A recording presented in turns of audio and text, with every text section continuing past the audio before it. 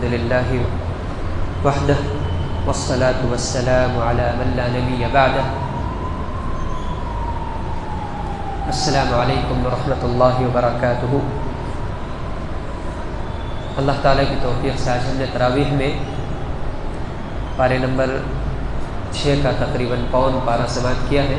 یعنی پارے نمبر 6 کا پون پارہ کل پڑھا دیا گیا تھا تراویح میں. آج پارے نمبر 6 مکمل کر دیا گیا. اس پارے میں اللہ رب العالمین نے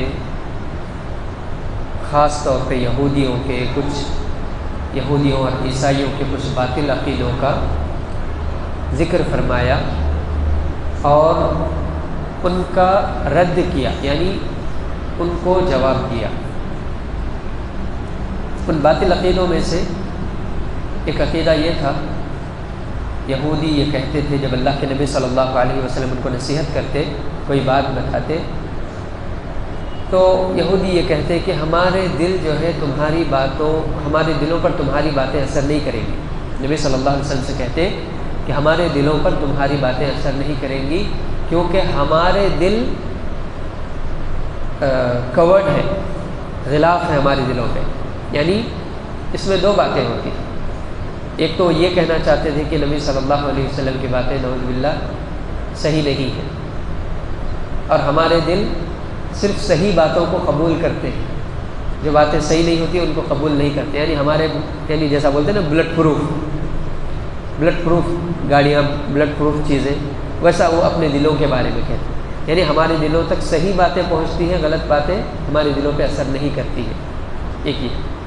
دوسرا یہ کہ نبی صلی اللہ علیہ وسلم کا وہ مذاق اڑاتے تھے. نبی صلی اللہ علیہ وسلم کا ایک طرح سے مذاق اڑاتے تھے. تو بہت سارے لوگ یعنی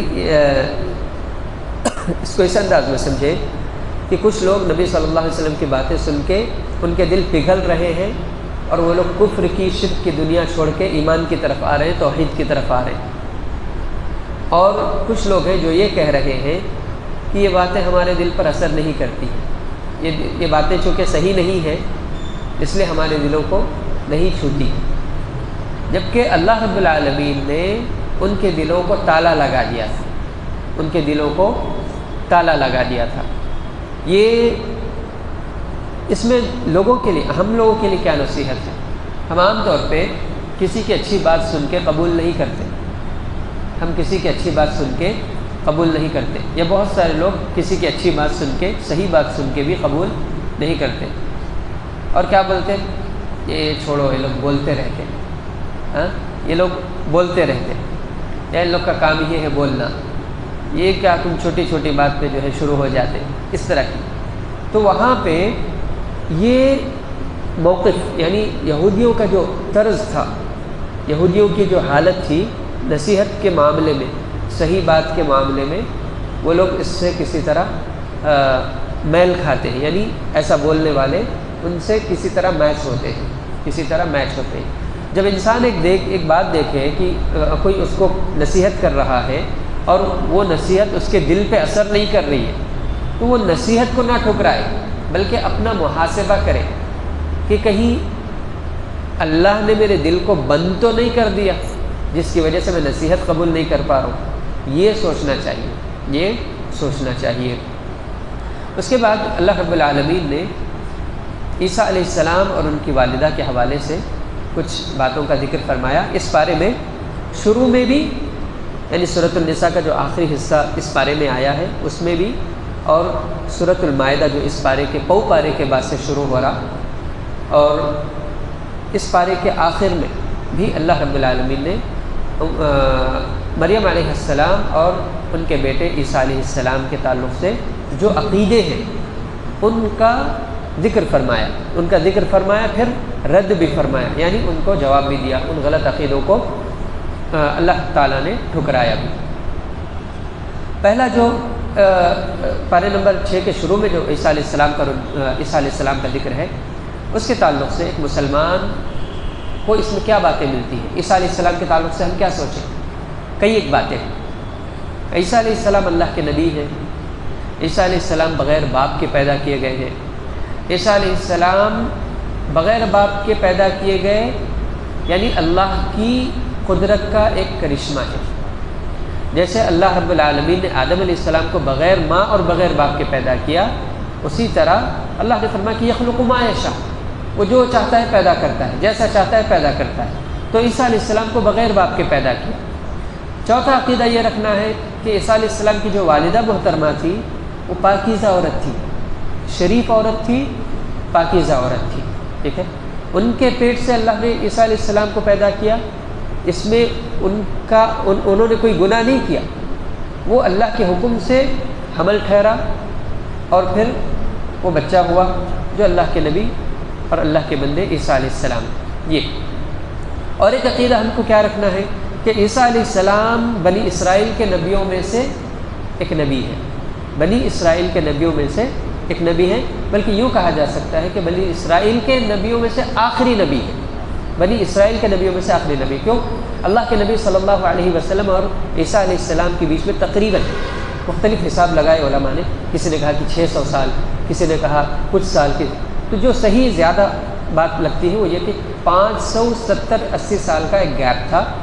اللہ کے نبی صلی اللہ علیہ وسلم نے کہا کہ میرے اور عیسیٰ کے بیچ میں کوئی نبی نہیں آئے، تو معلوم ہوا کہ جس طرح سارے نبیوں میں آخری نبی پیارے نبی محمد صلی اللہ علیہ وسلم ہے، اسی طرح بنو اسرائیل میں جس میں بہت سارے انبیاء آئے، جس میں بہت سارے نبی آئے بنی اسرائیل میں، ان نبیوں میں آخری نبی عیسیٰ علیہ السلام۔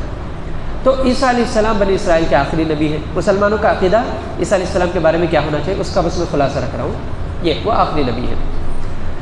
اور ایک عقیدہ کیا رکھنا چاہیے، عیسیٰ علیہ السلام کوئی نئی شریعت نہیں لے کر آئے تھے، بلکہ موسیٰ علیہ السلام کی جو شریعت تھی تورات، وہی جو شریعت تھی، اسی شریعت میں جو خرابیاں پیدا ہو گئی تھی، لوگوں نے جو خرابیاں پیدا کر لی تھی، بگاڑ پیدا کر لیے تھے، اس بگاڑ کو ان خرابیوں کو دور کرنے کے لیے عیسیٰ علیہ السلام کو بھیجا گیا تھا، اور ان کو جو کتاب دی گئی تھی وہ کتاب بھی یعنی انجیل بھی تورات کی خرابیوں کو، یا تورات میں جو باتیں اللہ نے اس زمانے میں نازل نہیں کی تھی وہ باتیں بعد میں انجیل میں نازل کی، اس طرح ایک اس شریعت کو جو ہے سمیٹا گیا۔ یہ اور کیا عقیدہ رکھنا ہے کہ عیسیٰ علیہ السلام کی والدہ اور عیسیٰ علیہ السلام کو یہودیوں نے بہت زیادہ تنگ کیا، بہت زیادہ ان پر الزامات لگائے، ان کی والدہ کو گنہگار کہا، برا کام کر کے جو ہے بچہ لے کے آئی، اس طرح کا جو ہے الزام لگایا انہوں نے۔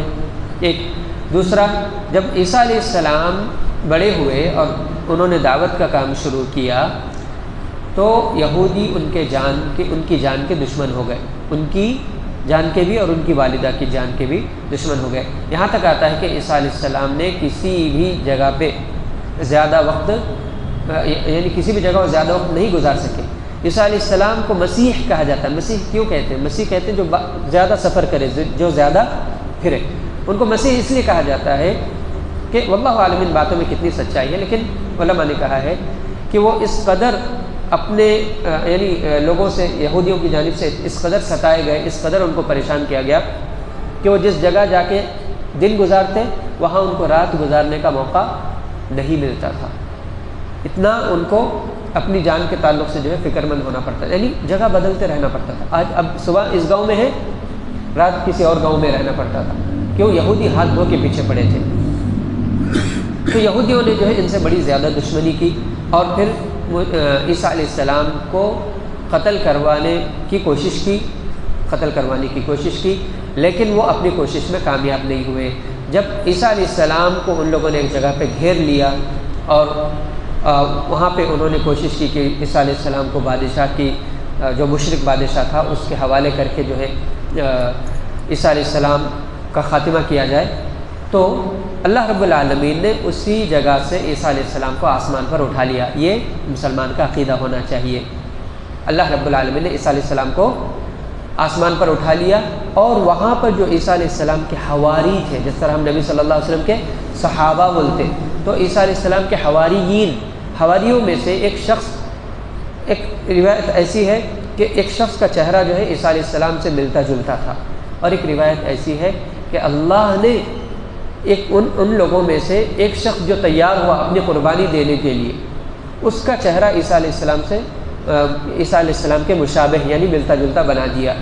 تو عیسیٰ علیہ السلام تو آسمان پہ اٹھا لیے گئے، پھر یہودی جب دروازہ توڑ کے اندر داخل ہوئے یا یہ خود جب باہر نکلے تو ان کو جو ہے یہودیوں نے اور بادشاہ وہ مشرک بادشاہ کے ساتھیوں نے سپاہیوں نے اس شخص کو عیسیٰ علیہ السلام کے شبے میں گرفتار کر لیا اور پھانسی دے دی۔ اب یہودی جو ہے خوش ہے کہ ہم پھانسی دے دیے، چلو قصہ ختم ہو گیا۔ اب اللہ رب العالمین کہتا ہے کہ نہیں، وہ ختم نہیں ہوئے، اللہ نے ان کو زندہ آسمان کی طرف اٹھایا ہے، جسم اور روح دونوں کے ساتھ، اور وہ قیامت سے پہلے آئیں گے اور ان کی ایک حکومت ہوگی، وہ حکومت چند سال چلے گی، پھر وہ اپنی فطری جو موت ہے وہ مریں گے۔ یہ عیسیٰ علیہ السلام کے تعلق سے ہمارا عقیدہ ہونا چاہیے۔ اب اس کے بعد دیکھیے اللہ رب العالمین نے سورہ مائدہ کے شروع میں وعدے پورے کرنا، کسی سے عہد کرے، کسی سے وعدہ کرے تو اس کو پورا کرنا، اس پر زور دیا۔ وعدے نبھانا اور اپنے عہد کو نبھانا، اس پر اللہ رب العالمین نے زور دیتے ہوئے اس سورے کی ابتدا کی۔ اس کے بعد اللہ رب العالمین نے اس سورے میں کچھ حرام چیزوں کا ذکر کیا کھانے پینے میں سے، اور کچھ حلال چیزوں کا ذکر کیا۔ اس کے بعد اللہ رب العالمین نے دین مکمل ہو گیا، یہ دین مکمل ہے اس کا ذکر کیا۔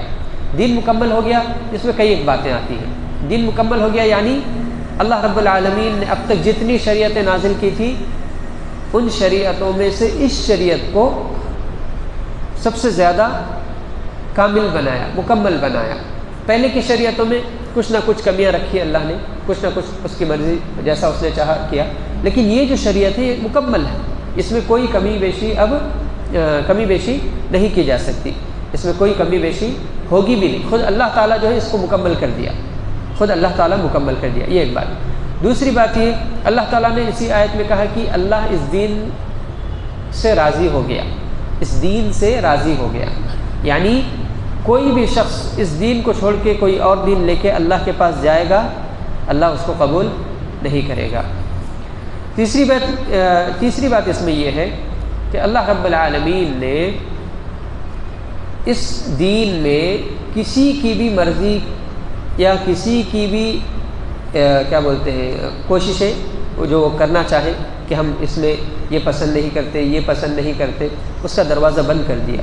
اللہ رب العالمین نے اس کا دروازہ بند کر دیا، کہا کہ اس میں کوئی کمی زیادتی نہیں کی جا سکتی، اس میں نہیں کی جا سکتی۔ دین مکمل ہے اور اللہ رب العالمین نے اس کو پسند کر لیا ہے، اور جو شخص اس کے علاوہ دین لے کے آئے گا وہ اللہ رب العالمین اس کو قبول نہیں کرے گا۔ اور دین مکمل ہے یعنی اب اس کے بعد کوئی اور دین نہیں آئے گا۔ اس کے بعد اللہ رب العالمین نے وضو کے تعلق سے، تیمم کے تعلق سے، غسل کے تعلق سے کچھ احکامات ذکر کیے ہیں۔ اس کے بعد اللہ رب العالمین نے یہ جو یہودی اور عیسائی ہیں ان کی کچھ برائیوں کا ذکر کیا ہے، لمبا ذکر ہے۔ ان برائیوں میں سے ایک برائی یہ ہے کہ وہ لوگ اپنے آپ کو اللہ کا بیٹا کہتے ہیں، یہودی اور عیسائی اپنے آپ کو اللہ کا بیٹا، اللہ کا محبوب کہتے ہیں۔ تو اللہ رب العالمین نے اس کا بار بار رد کیا، اسی پارے میں کئی بار اللہ نے اس کا رد کیا۔ ذرا پوچھو تو اگر یہ اللہ کے محبوب ہیں تو پھر اللہ ان کو سزائیں کیوں دیتا ہے؟ اللہ ان کی پکڑ کیوں کرتا ہے؟ محبوب کو تو چھوڑ دیا جاتا ہے، محبوب سے تو نرمی سے پیش آتے ہیں، لیکن اگر یہ محبوب ہوتے تو اللہ ان کو سزائیں کیوں دیتا؟ پھر اس کا مطلب یہ ہے کہ یہ اللہ کے محبوب نہیں ہے، بلکہ یہ مغضوب ہیں۔ یہ وہ لوگ ہیں جن پر اللہ کا غضب نازل ہوا، جن سے اللہ ناراض ہے، یہ وہ لوگ ہیں، لیکن وہ اپنے طور پہ اپنے آپ کو لوگوں سے اونچا اٹھانے کے لیے، لوگوں میں اپنے آپ کو معتبر بتانے کے لیے اپنے آپ میں یہ دعوے کرتے رہتے ہیں، اور اللہ نے ان دعووں کا انکار کیا۔ اور پھر اللہ رب العالمین نے ان کے تعلق سے یہ بھی ذکر کیا، خاص طور پہ یہودیوں کے تعلق سے، کہ یہودی ایک ایسی قوم ہے جنہوں نے ہر موقع پر اللہ کی نافرمانی کی، اللہ کے نبیوں کا ساتھ چھوڑا، اور اپنے زمانے میں بہت سارے یہودی ایسے تھے جنہوں نے اپنے دین کی خود مدد نہیں کی، جنہوں نے خود اپنے دین کی مدد نہیں کی۔ اللہ رب العالمین نے ان کا ذکر یہاں پہ کیا۔ اس میں ہمارے لیے نصیحت ہے کہ ہم ویسے نہ بنیں، ہم اللہ کے ساتھ یہودیوں جیسا رویہ نہ رکھیں، ہم اللہ کے نبی کے ساتھ یہودیوں جیسا رویہ نہ رکھیں، اور ہم اللہ کے دین کے ساتھ یہودیوں جیسا رویہ نہ رکھیں۔ یہ بہت زیادہ ضروری بات ہے۔ اس کے بعد اللہ رب العالمین نے ایک واقعہ ذکر کیا کہ جب مصر سے موسیٰ علیہ السلام کے ساتھ بنی اسرائیل کے لوگ بچ کے آئے، وہ جو ہم واقعہ سنتے ہیں کہ دریا میں راستے بن گئے، 12 راستے، یعنی اللہ تعالیٰ ان کو بچا لیا، فرعون ڈوب گیا، مر گیا، فرعون کی پوری فوج ڈوب گئی، مر گئی۔ اب وہاں سے بچ کے آنے کے بعد ایک جنگل میں ہے، وہ جنگل، اسی میں جو ہے منہ سلوہ اترا، آسمان سے جو کھانے اترتے تھے، کھانے پینے کی جو چیزیں ان کے لیے اترتی تھی وہ وہیں پہ وہی جنگل ہے۔ اب وہ جو ہے فرعون سے تو بچ کے آ گئے، اب ان کو ایک ٹھکانہ چاہیے، ایک جگہ چاہیے، اور یہودی بہت بڑی تعداد میں تھے، بنی اسرائیل بہت بڑی تعداد میں تھے۔ تو اللہ رب العالمین نے ان کو کہا کہ وہ جو فلسطین کا علاقہ ہے، آج جو فلسطین ہے یہ بہت چھوٹا ہے، اس زمانے میں جو فلسطین تھا اس کو ملک شام بولتے تھے، شام فلسطین کا جو ایریا تھا وہ بہت بڑا تھا، یعنی آج کے تقریباً 5-6 ملکوں کے برابر وہ تھا۔ آج جو لبنان ہے اور اردن ہے اور بھی کئی علاقے جو ہیں، سیریا ہے، فلسطین ہے، وہ سب اس زمانے میں فلسطین میں آتے تھے، شام کے علاقے میں۔ تو اللہ رب العالمین نے کہا کہ یہ جو علاقہ تھا، یہ شام کا علاقہ، فلسطین کا علاقہ، یہ کس کا تھا؟ یعقوب علیہ السلام کا تھا۔ یعقوب علیہ السلام، بنی اسرائیل یہیں سے تو شروع ہوئے تھے۔ یوسف علیہ السلام بعد میں جو ہے مصر آئے نا، ورنہ اس سے پہلے فلسطین ان کا علاقہ تھا۔ تو اللہ رب العالمین نے بنی اسرائیل کو حکم دیا کہ وہ علاقہ جا کے حاصل کر لیں، جا کے وہ علاقہ حاصل کر لیں، کیونکہ وہاں پہ ایک کافر قوم بس رہی ہے، اس قوم کو وہاں سے نکالو اور خود جا کے اس جگہ پہ اپنی حکومت بناؤ۔ تو ان لوگوں نے، یعنی بنی اسرائیل کے لوگوں نے کیا کہا؟ ارے وہ تو بہت طاقتور لوگ ہیں، وہ بہت طاقتور لوگ ہیں، ہم ان سے نہیں لڑ سکتے، ہم ان سے نہیں لڑ سکتے۔ اس کے بعد انہوں نے کیا کہا؟ موسیٰ علیہ السلام سے کہا کہ تم جاؤ، تمہارا رب جائے، دونوں جا کے لڑ لو، جب وہ قوم ہار جائے، وہاں سے ختم ہو جائے، تو پھر ہم جو ہے آ کے وہاں پہ بسیں گے۔ اس طرح کی بات انہوں نے کی۔ تو ایسے وقت میں اللہ کے 2 بندوں نے ان کو نصیحت کی۔ اس میں ایک چیز ہے کہ اللہ رب العالمین نے کہا کہ قال رجلان من الذین یخافون من اللہ، یعنی اللہ رب العالمین کا جو لوگ خوف کرتے ہیں، اللہ رب العالمین مشکل وقتوں میں ان کو ثابت قدمی عطا کرتا ہے۔ اللہ رب العالمین، دیکھو بنی اسرائیل کے پورے لوگ آگے بڑھنے سے پیچھے ہٹ رہے ہیں، آگے بڑھنے سے گھبرا رہے ہیں، وہ طاقتور قوم سے لڑنے کے معاملے میں پیچھے ہٹ رہے ہیں۔ ایسے وقت میں یہ دو لوگ کون تھے؟ کچھ لوگوں نے کہا کہ یہ خود موسیٰ علیہ السلام اور ہارون علیہ السلام تھے، یہ علیہ السلام دونوں تھے، دونوں بھائی۔ اور کچھ لوگوں نے کہا کہ نہیں، یہ ان کی وفات کے بعد جو ہے کچھ لوگوں نے، یعنی اس قوم میں سے 2 لوگوں نے جو اللہ سے ڈرتے تھے، انہوں نے ایسی بات کہی۔ کیا کہا؟ کہ آگے بڑھو، اگر تم اللہ پہ بھروسہ کرو گے اللہ تعالیٰ تمہیں کامیابی دے گا، اللہ پہ اگر بھروسہ کرو گے تو اللہ تعالیٰ تمہیں کامیابی دے گا۔ تو یہ 2 لوگوں کے بارے میں اللہ نے کہا کہ یہ لوگ اللہ سے ڈرتے تھے۔ تو علماء نے کہا کہ جو شخص اللہ سے ڈرتا ہے، حقیقت میں اللہ اس کو مشکل ترین حالات میں بھی ثابت قدمی، یعنی دین پر ثابت قدم رہنا سکھاتا ہے۔ یعنی اللہ کے خوف کا فائدہ یہ ہے کہ مشکل ترین حالات میں بھی انسان کے قدم دین کے معاملے میں ڈگمگاتے نہیں ہیں۔ یہ اس کے بعد اللہ رب العالمین نے اللہ کے نبی صلی اللہ علیہ وسلم کو جو کئی مرتبہ یہودیوں کے حملوں سے، یہودیوں کی سازشوں سے بچایا، اس کا ذکر فرمایا۔ ذکر فرمانے کے بعد اللہ نے، یعنی مسلمانوں کو بھی جو بچایا اللہ نے، اس کا بھی ذکر فرمایا۔ فرمانے کے بعد اللہ نے کہا کہ وعلی اللہ فلیتوکل المؤمنون، کہ مومنین تو بس اللہ ہی پر بھروسہ کرتے ہیں۔ یہاں پہ علماء کہتے ہیں کہ جس قدر انسان کا ایمان ہوگا اسی قدر اس کا اللہ پہ توکل ہوگا۔ جس قدر ایمان ہوگا اسی قدر اللہ پہ توکل ہوگا۔ ہم اللہ پہ کتنا توکل کرتے ہیں، ہم اللہ پہ کتنا بھروسہ کرتے ہیں اپنے معاملات میں، اس کا جائزہ کیسے ہوگا؟ یعنی اگر ہمارا توکل کمزور ہے تو سمجھو کہ ہمارا ایمان کمزور ہے، اگر ہمارا توکل اللہ پہ بھروسہ پکا ہے، زیادہ ہے، تو سمجھو کہ ہمارا ایمان بھی پکا ہے، زیادہ ہے، ایسا۔ اس کے بعد اللہ رب العالمین نے اس پارے میں قتل کرنا کتنا بڑا گناہ ہے اس کے تعلق سے فرمایا۔ ایک لمبی یعنی کافی آیتوں میں اللہ رب العالمین نے قتل کے حوالے سے باتیں کی، اور اس بارے میں خاص طور پہ ناحق کسی کو قتل کرنا اور زمین میں فساد مچانا، بغاوت کرنا، یہ دو بڑے جرم، ان کی اللہ نے بڑی سخت سزائیں اس بارے میں بتائی ہیں۔ اس بارے میں اللہ رب العالمین نے بڑی سخت سزائیں ان لوگوں کے لیے بتائی ہیں جو کسی کو ناحق قتل کرتے ہیں یا زمین میں بغاوت کرتے ہیں۔ اس کے بعد اللہ رب العالمین نے نیکی کا حکم دیا، نیکی کا حکم دینے اور برائی سے رکنے کا حکم دیا۔ اب اس میں ایک چیز ہے کہ اللہ رب العالمین نے بنی اسرائیل کے کچھ لوگوں کا ذکر کیا، کہا کہ وہ لوگ پر اللہ کی لعنت ہوئی۔ کیوں؟ کیونکہ وہ لوگ اپنے لوگوں کے درمیان، اپنے ہی لوگوں میں جب کسی کو برائی کرتا دیکھتے تو نہیں روکتے تھے۔ تو علماء نے کہا اس آیت کی روشنی میں، یعنی جو شخص کسی کو برائی سے روک رہا ہے، ضروری نہیں کہ وہ پاک ہو تو ہی روکے، ایسا نہیں۔ ایک آدمی گنہگار ہے، خود گناہ کر رہا ہے، تو اس کی بھی ذمہ داری ہے کہ وہ دوسرے گناہ کرتے ہوئے آدمی کو گناہ سے منع کرے۔ اب اگر پہلے والا شخص یہ کرے گا کہ تم بھی تو کرتے ہو،